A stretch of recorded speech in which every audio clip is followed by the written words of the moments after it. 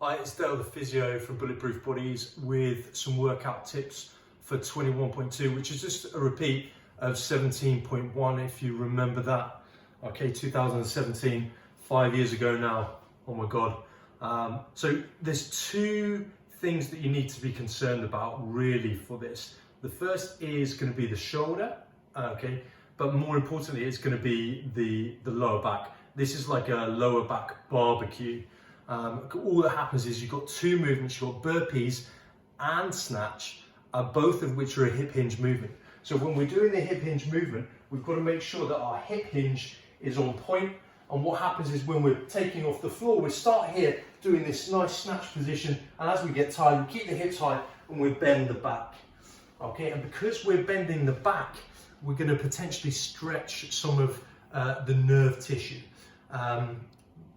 When we're doing the snatch and when we're doing the burpee, what happens is we're going to extend the spine back. So we're flexing the spine in the snatch and we're extending the spine in the burpee. So this is why your back's going to feel like it's on fire. So the first thing that we need to do is just admit that rather than with perfect snatch technique every time with a nice straight back, we're going to be flexing our back with our hips high because it's just easier to do that. So the first thing that we need to address is the hip hinge itself. So we'd start with a couple of hip hinge movements as well. Okay, hands on your solar plexus, nice straight back. Okay, we're just getting into that hip hinge movement. Okay, then we can now add the knees, making sure that the knees don't go further than the toes. And we're just getting into that position. Okay, now how far you can flex forwards depends on how flexible your hamstrings are. If your hamstrings aren't very flexible, you're going to be flexing your back more. So if you come over to me on the chair, we're going to do a little test. So we're going to do something called the slump test. So what I do is I place my hands behind my back and I just slump down. And what we're looking for is pain in the back or pain down the legs or nerve tension. So that's the first part of it. Then what we're going to do is we're going to straighten one leg with the toes pointed. Then we're going to bring the toes back towards us and then drop our chin down to our chest. Okay, now some of you might experience nothing here, that's good. Some of you might get raging nerve pain down one side, so check the other side as well. Slump, straighten the knee with the toe pointed, then bring the toes back towards you and then drop the chin down towards the chest. Okay, and what you're looking for is nerve tissue. If the nerve is tight, then we can do what we call nerve flossing. So this slump position, okay, with the chin down. And as the toe comes up, we lift the head at the same time, and as the head comes down, we point the toe. So we're just flossing the nerve here, backward and forwards. Okay, it's like pulling the nerve through, making sure that that neural tissue is ready for 21.2. So we've done the flexion side of things. Now we need to do the extension side of things for the burpee. So when you get tired, if you join me down on the floor, when you're going to get tired, you're going to do the caterpillar burpee because it's basically the easiest way to do it. So as you come down to the burpee, rather than coming back up again like that, what will happen is this, and you kind of peel yourself up, okay, before you pop your head. So by peeling yourself up, you're extending the back. So we've got to prepare the spine for that. That's spinal extension.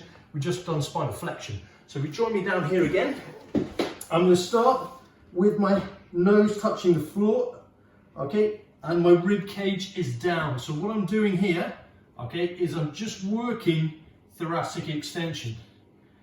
And I'm just going to just gently rock and repeat these movements. Okay, good, 30 seconds, minute, 2 minutes. And then I'm slowly going to get higher and higher each time. Okay, I keep my hips down. It's my spine I want to mobilize. So we're just getting that global extension of the spine. I'm going to keep my chin tucked down because what I don't want to do is a yoga movement. Okay, I just want to prepare my spine for the coming workout. Extension of the spine. Again, keeping the hips down so that when I'm doing that burpee movement and I get tired, that extension is not a surprise to me. Because I've already prepared the spine. So remember, your back's going to get smoked in this one. It is the back barbecue. The other thing that you want to think about is the shoulders. Okay, so what you're going to be doing is as you're pulling up off the floor, is this movement here that's going to get tiring. Okay, don't be muscle snatching that, make sure you're power snatching it, but we want to prepare the muscles of the rotator cuff, okay, and the distal false couple. The distal false couple is the muscles of the rotator cuff and the fibers of the deltoid. Okay, so some simple, super light weights, okay, just doing a few lat raises to fire up the cuff. No, I'm only joking. Okay. What we want to do is we want to get like a mini band that you normally put between your knees, and what we're going to do is we're just going to create, elbows in, just create a little bit of external rotation, firing up the muscles of infraspinatus and teres minor and the posterior fibers of deltoid. Once we've fired up the cuff a little bit, what we can do is then just work in the flexion plane of movement. Okay, I've got a little bit of external rotation, and then I'm working flexion in the sagittal plane, because that's the plane of movement you'd be working in there. Again, all we're doing is just firing up the cuff a little bit. Okay, it's a nice way of getting the rotator cuff moving. Okay, remember that's not maximal, we just got a little bit of tension to fire up the postural muscles of the rotator cuff. Once you're happy with that rotator cuff position, we're going to work in the overhead position. So you just get a band, just a nice light resistance band, step in the band, okay, and then put your palm through like that. And then what you want to do is you just want to work and perturbate all around this position. So what happens is you're going to be catching that snatch in all sorts of awkward positions as you get tired. And because you get tired, you've got to just prepare. So just locking the arm out, we might do just a few lockouts, moving around here. So we're no stranger to this tensioning, okay, when we've got to do the workout. Obviously, make sure you do that both sides. So there you have it. We've warmed up the back, both in flexion.